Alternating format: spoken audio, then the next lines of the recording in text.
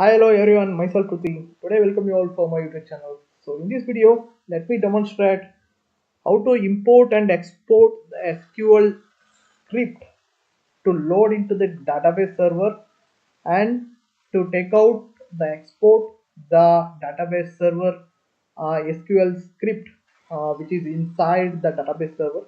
How to do that? I'll be showing you guys in this video. So, I have already created this instance actually, so this database server actually. So in the last video I have demonstrated how to create an SQL database server. So I don't think there is no uh, there is no necessity to again create the database server from the first one. So the person who has been watching this video for the first time, please go back to the original video which I have showed you how to create an SQL instance. So where you can create your instance, then you can play around with that. So let me we have to import an SQL script. So for that, so you should create a bucket, and you should there should be an SQL script already there should be in that bucket. So from there, the SQL server is going to take up and it's going to create its own table. So this, I'm in the cloud shell actually now presently right now. So the file which we are uploading to the bucket is mysql sample database.sql file. So let me create a bucket actually, mysql script. So this is the bucket name which I am creating. So it's going to create a bucket for us actually. It's creating. So wait for a few seconds. So let me upload a MySQL sample database SQL file to this bucket actually. So for that, gs util copy version paste. So MySQL and the file name and the bucket which you want to paste that actually.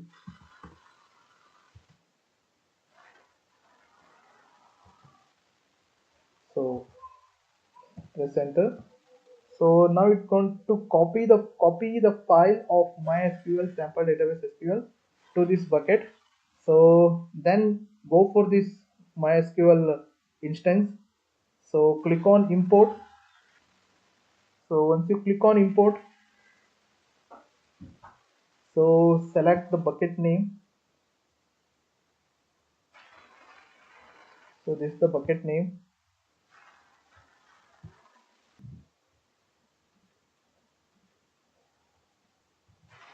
and this is the script which we uploaded actually. Select that.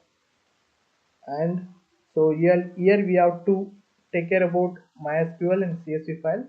So the important thing which you should note is that you should get this tick mark, green tick mark. So that's it's going to validate so the SQL script is correct or not. So you can set the format CSV or SQL. So it is an SQL format file where you can say that.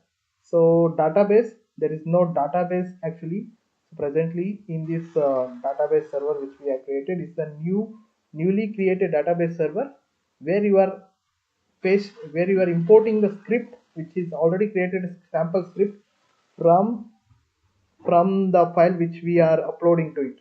So click on import. So it's going to create and create a table.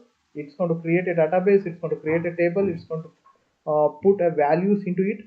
So while it is uploading, so let me go back and let us connect to that MySQL instance actually.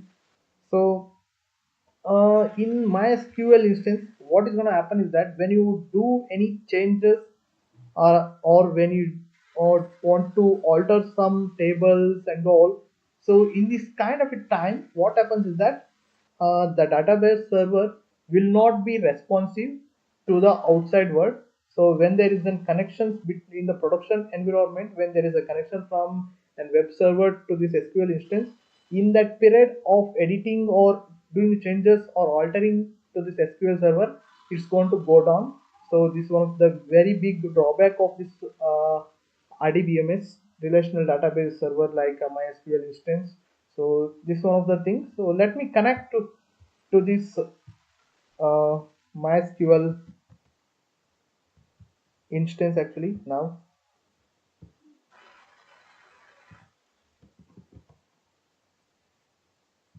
Press enter. So so since the API is not enabled, so it's enabling that API actually. So so now it is connecting to this MySQL database server. So what it is telling is that allowing listing your IP for incoming connection for 5 minutes. So what does it mean is that, so it is whitelisting the Cloud Shell IP with the MySQL server to connect for only for 5 minutes. So the session will be established only for 5 minutes. After that, you have to again connect. So there is another way you can able to connect is that you can able to whitelist a public IP from your laptop or where you want to connect from your enterprise network. So you can whitelist that IP so that it's going to be connected. So like there is no without any trouble. So that's the one of the way, or you can able to create an SSL certificate, then you can install it. So from that public and private key pair, so then in that way also you can able to access it. That's one of the secure way actually.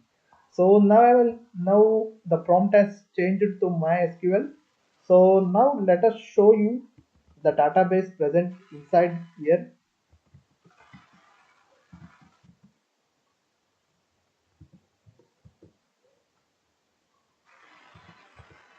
So one of the important thing in MySQL is that, so once you enter the command, so once you finish it, you have to type a semicolon. Please don't forget that.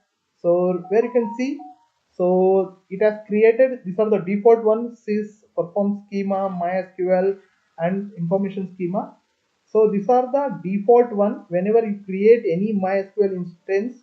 So these are the default databases which will be present inside that.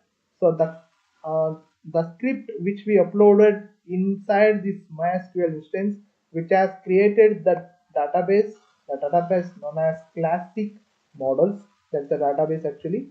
So let me use that database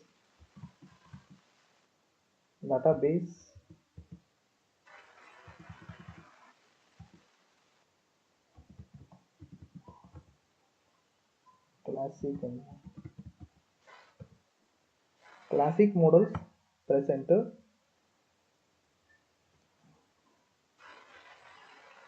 So now it is the database. We are inside the database of classic models. So now type show tables.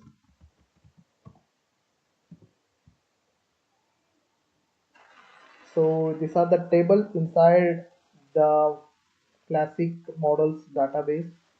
Actually, the customer, employees, officers, order details, order. So how to view inside what is there inside the customer table? So where you can run a select query. So let me run some query. Select, if you're gonna type star select all, it's gonna take from custr customers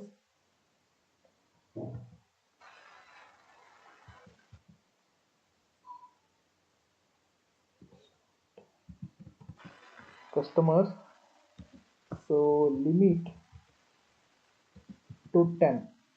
So why I'm giving limit to 10 is that I want to get only 10 data, not throughout the tables details actually. So when you press enter, so it's going to show the 10 values where it's going to share, talk about the customer number, customer name, lost contact, phone number, address details, city. So all the details which is present here actually. So this how you can able to see. So this is the customer number. So here you can see this is the customer number and the customer name and the last name and the first name. So the phone number, address details, address line, city. So this is how you can able to view the details inside the tables actually. So let me run some other some queries also to show you in detail about this actually. You can go for employees also, you can go for officers, order details, orders. This one of the sample SQL uh, SQL database actually, which I have inserted into that. So I will also give that script to you guys where you can play around with that. So for officers, where you can see, you can able to get the officers uh, and city located, office code, phone numbers, all the details here. So where you can use this script for your own internal project, and you can showcase actually to improvise the Cloud SQL database servers hands-on experience actually. So here you can able to see. So these are the database which is created from the MySQL script which we uploaded. So another thing, so we are focused only on import right now. So now let us go for an export actually. So when you click on export, so it's going to export the uh, the data inside the MySQL server. So it's going to extract.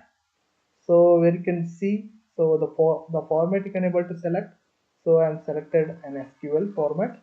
So data to export, so the entire instance or one or more database inside. So you can able to select based on your requirement. So and the destination file you can able to select. So the destination bucket is this itself. So I'm selecting this bucket name itself, and the file name you can able to edit it based on your wish actually. So I will give a default itself. So let me click export.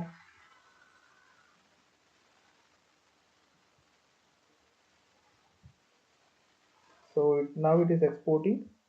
So let me navigate you to the storage actually, or you can view from the cloud shell itself. MySQL script, inside this script, inside this bucket we uploaded actually.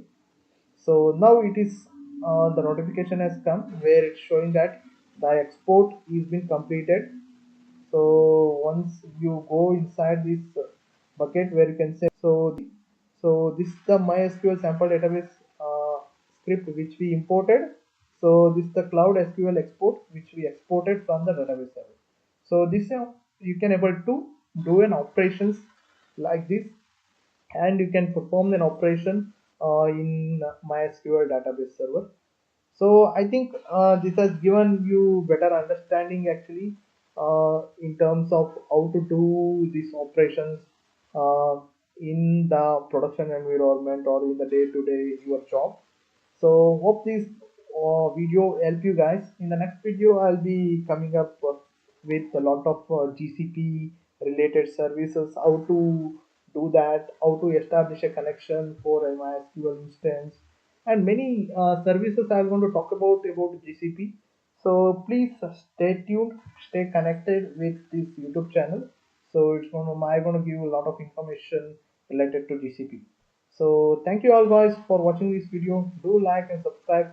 Meet you up in the next video. Thank you. Bye bye.